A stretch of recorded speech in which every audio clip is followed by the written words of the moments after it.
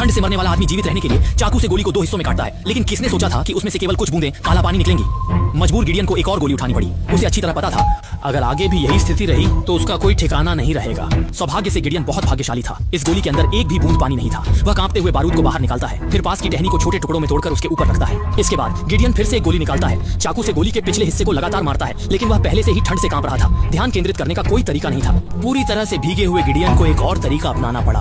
वह पहले एक हाथ से गोली को स्थिर करता है, फिर चाकू की बोतल को पीछे रखता है और फिर पत्थर से चाकू को लगातार मारता है। लेकिन सौभाग्य से मेहनत करने वालों की मेहनत बेकार नहीं जाती। ठंड से मरने के कगार पर वह अंततः मुश्किल से आग जला पाता है। लेकिन इस समय संकट पूरी तरह से समाप्त नहीं हुआ था। गिडियन को इनाम के शिकारी के आने से पहले सभी खतरों को जड़ से खत्म करना होगा। इसके बाद वह भीगे हुए कपड़े उतारता है। उसकी बांह में गोली का घाव लगातार दर्द कर रहा था। जीवित रहने के लिए गिडियन को कुछ करना होगा, इसलिए एक बड़ा घूंट शराब पीने के बाद वह पूरी हिम्मत जुटाकर शराब को घाव पर डालता है ताकि उसे साफ कर सके, और इस प्रक्रिया से उसे इतनी राहत मिलती है कि वह चिल्ला उठता है। इसके बाद गिडियन कांपते हुए शराब की बोतल को बंद करके पास में फेंक देता है, फिर मोजे को उठाकर मुंह में डालकर काटता है ताकि वह चिल्ला न सके और शिकारी उसे न सुन सके। घाव से लगातार आने वाला तीव्र दर्द उसे अंदर तक झकझोर देता है। गिडियन चाकू को पैंट पर रखकर लगातार रगड़ता है। बड़ी हिम्मत जुटाने के बाद गिडियन एक ही बार में चाकू की नोक को घाव पर लगाकर अपनी बांह से गोली को बाहर निकालता है। गिडियन दर्द से जमीन पर लेट जाता है। थोड़ी देर आराम करने के बाद वह खून को रोकने के लिए चाकू को आग में डालकर साफ करता है, फिर गिरा हुआ मोजा फिर से काटता है। घाव को देखने के बाद गिडियन गर्म चाकू को निकालता है। थोड़ी देर के संकोच के बाद वह उसे सीधे घाव पर लगा देता है। कुछ समय के लिए सिजलिंग की आवाज और भुने मांस की खुशबू गिडियन को इतना ललचाती है कि वह जोर से रोने लगता है। ये सब करने के बाद गिडियन बर्फ में बेहोश होकर गिर जाता है, लेकिन उसे नहीं पता था कि यह कदम इनाम के शिकारी द्वारा ध्यान से देखा गया था। शिकारी उस गंध को सूंघ लेते हैं जो यहाँ की नहीं है। वे तेजी से गिडियन की ओर बढ़ते हैं, जैसे कि गिडियन को कुछ आभास हो। वह अचानक नींद से जाग जाता है और महसूस करता है कि उसने यहाँ बहुत समय बर्बाद कर दिया है। वह जल्दी से कपड़े पहनकर जंगल की गहराई में चल पड़ा, लेकिन कुछ ही कदम चलने के बाद गिडियन को कुछ गड़बड़ महसूस हुई। उसने अपने पैरों के निशान की ओर देखा ताकि उन निर्दयी इनाम के शिकारी को भ्रमित कर सके। गिडियन ने सावधानी से अपने पैरों के बल उल्टा चलकर वापस लौटने का फैसला किया। जब वह वापस बेस पर पहुंचा तो उसने जानबूझकर चारों ओर एक चक्कर लगाया, फिर चलते हुए पाइन की शाखा से अपने असली पैरों के निशान को छुपाने की कोशिश की। लेकिन जल्दी ही गिडियन को फिर से कुछ गड़बड़ महसूस हुई। लगातार भागते रहना और पकड़े जाना तो तय था, इसलिए उसने मुड़कर आसमान छूती बड़ी पेड़ की ओर देखा और उसके मन में एक बेहतरीन उपाय सूझा।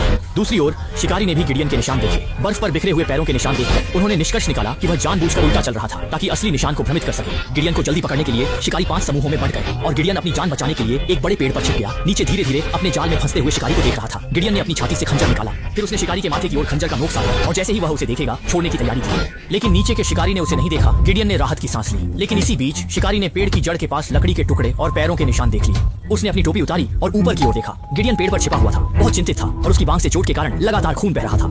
अचानक कुछ बूंदें पेड़ से नीचे गिरी। शिकारी ने सिर उठाया। गिडियन इस समय ठंड से लगभग बेहोश हो चुका था और वह संतुलन खोकर पेड़ से गिर पड़ा। सौभाग्य से नीचे मोटा आदमी था जिससे उसकी जान बच गई।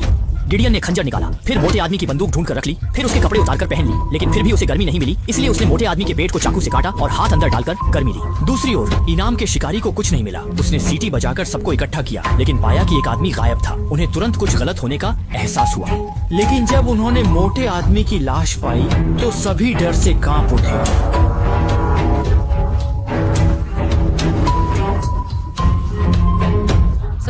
गिडियन ने बिना रुके चलते रहने की हिम्मत की जब तक कि उसने एक घर नहीं देखा। उसने देखा कि बाड़ पर एक काठी लटकी हुई है और वह घोड़ा चुराकर भागने की सोच रहा था, लेकिन थकान के कारण लगभग बेहोश हो गया। दयालु लड़की ने यह देखा और तुरंत अपने भाई को बुलाया। उन्होंने गिडियन को सहारा देकर घर के अंदर आराम करने के लिए ले गए और उसके घावों की पट्टी की। गिडियन ने उनकी घोड़ी खरीदने की इच्छा जताई, लेकिन उसने पहले पैसे नहीं चुकाए। रात में जब पूरा परिवार गहरी नींद में था तो उसने अपनी अंतरात्मा को दबाकर घोड़ी चुराई और भाग गया। सुबह होते ही काफ वहां पहुंची और उस गरीब परिवार को डांट पिलाई। ये तो वही कहावत है कि अच्छे लोगों को अच्छा नहीं मिलता। अच्छी बात यह रही कि काफ व्यस्त था पीछा करने में, इसलिए जल्दी ही वहां से चला गया और परिवार एक बड़ी मुसीबत से बच गया। काफ और उसके साथी आगे पीछा करते रहे और थोड़ी ही देर में उन्होंने देखा कि दूर पहाड़ की ढलान पर धुआं उड़ रहा है। सभी ने समझदारी से तेजी से वहां पहुंचने की कोशिश की, लेकिन जिद्दत उनकी अपेक्षा से भी अधिक सतर्क था और पहले ही छिप गया था। रात के समय जिद्दत एक पल के लिए भी आराम नहीं कर सका, लेकिन अगले ही पल अचानक किसी ने उसके सिर पर बंदूक तान दी, जिससे वह डर के मारे हिल भी नहीं सका। जिद्दत धीरे धीरे मुड़ा और जब शिकारी ने सीटी बजाई तो उसने अचानक धक्का दिया और रात के अंधेरे का फायदा उठाकर भाग गया। अगले दिन जिद्दत ने एक मरी हुई भालू को पाया। उसने भालू के शरीर से जाल हटाया और रास्ते के बीच में एक जाल बिछा दिया। थोड़ी ही देर में काफ और उसके साथी उस दिशा में आए और एक घोड़ा जमीन पर पड़ी टहनी से टकरा गया, जिससे जाल सक्रिय हो गया और सबसे युवा साथी पर गिर पड़ा। बुजुर्ग साथी ने उसे बचाने की कोशिश की, लेकिन काफ ने बंदूक निकालकर उसे सीधे मार डाला। इससे बाकी के 2 साथी डरने लगे, क्या एक दिन उनका भी यही अंजाम होगा। लेकिन काफ ने अधिक इनाम की पेशकश की और उन्होंने एक और जोखिम लेने का फैसला किया। हालांकि रास्ते में उन्हें एक लाश मिली जो कुछ समय पहले जिद्दत द्वारा मारा गया था। बुजुर्ग साथी ने लाश पर एक वांटेड नोटिस पाया और जब उसने देखा कि इनाम $250 है तो उसने और जोखिम न लेने का फैसला किया और खुशी खुशी लाश को उठाकर जाने की तैयारी की। लेकिन काफ अचानक वापस आया और एक गोली से घोड़े को मार डाला। आदमी का चेहरा गुस्से से लाल हो गया, लेकिन वह कुछ नहीं कर सका। लंबी यात्रा के बाद जिद्दत आखिरकार शहर पहुंचा, लेकिन उसे घोड़ा चोर समझ लिया गया और बिना कुछ कहे उसे बेहोश कर दिया गया। थोड़ी ही देर में पीछा करने वाली टीम भी शहर पहुंच गई। इस समय जिद्दत जाग गया। उसने पाया कि उसके हाथ बंधे हुए हैं, लेकिन अच्छी बात यह थी कि केवल एक ही गार्ड था, इसलिए उसने उसे गुस्सा दिलाया और फिर 2 लात मारकर उसे बेहोश कर दिया और भाग गया। और पीछा करने वाली टीम भी उसे ढूंढने में लगी थी, लेकिन उन्हें पता नहीं था कि जिद्दत पहले ही दूर भाग चुका था। वे एक दूसरे का पीछा करते रहे, दिन रात चलते रहे और न जाने कितनी देर बाद जिद्दत थक कर चूर हो गया। और जब वह पानी पीने के लिए रुका तो उसका घोड़ा भी अचानक गिर पड़ा और उठ नहीं सका। हालांकि उसे छोड़ने का मन नहीं था, लेकिन अपनी जान बचाने के लिए जिद्दत ने चाकू निकाला और जैसे जैसे वह धीरे धीरे नीचे उतरा, घोड़ा भी धीरे धीरे मर गया। जब पीछा करने वाली टीम वहां पहुंची तो उन्होंने केवल एक पेट फटा हुआ घोड़ा देखा। जैसे ही वे बात कर रहे थे, जिद्दत अचानक घोड़े के पेट से बाहर निकला और जब वे मुड़े तो उसने तेजी से हमला किया। चाकू से आदमी की गर्दन पर दबाव डालकर शिकारी को घोड़े से उतरने और बंदूक देने की धमकी दी, लेकिन कौन जानता था कि उसने सीधे साथी को मार डाला। जिद्दत डर के मारे चौंक गया। उसने अपने सीने की जांच की और अच्छी बात यह थी कि कुछ नहीं हुआ, लेकिन वह तुरंत डर गया। चाकू की गति बंदूक से कैसे तेज हो सकती है। जिद्दत को मजबूरन उसके आदेशों का पालन करना पड़ा, लेकिन काफ ने उसे छोड़ने का इरादा नहीं किया। एक झूठे मुक्के से गिदोन को जमीन पर गिरा दिया, लेकिन जैसे ही वह आगे बढ़ा वह खुद भी गिर गया और उसकी पिस्तौल का कोई पता नहीं चला।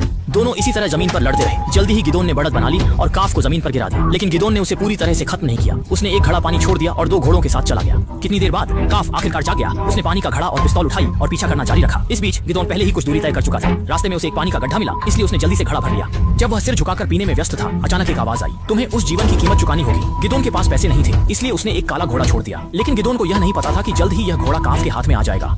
कितनी देर बाद गिदोन रुक गया। आगे भी अंतहीन रेगिस्तान था और पीछे काफ भी धीरे धीरे पीछा कर रहा था। उसे लगा कि शायद वह अब कभी बाहर नहीं निकल पाएगा। तभी एक महिला अचानक प्रकट हुई। गिदोन ने एक गोली के बदले में घोड़ा दिया। इसके बाद काफ भी वहां पहुंचा। उसने बचा हुआ पानी देकर बंदूक ली, लेकिन उसके पास भी केवल एक गोली थी। अब दोनों बराबरी पर हैं। आखिरकार कौन विजेता होगा। जल्द ही काफ ने गिदोन को पकड़ लिया, लेकिन हमला करने से पहले ही उसे पेट में गोली लग गई और वह तुरंत जमीन पर गिर गया। हिलने डुलने में असमर्थ। गिदोन ने उसे देखा और कई बार सोचा, लेकिन अंत में वह उसे और गोली मारने का साहस नहीं कर सका।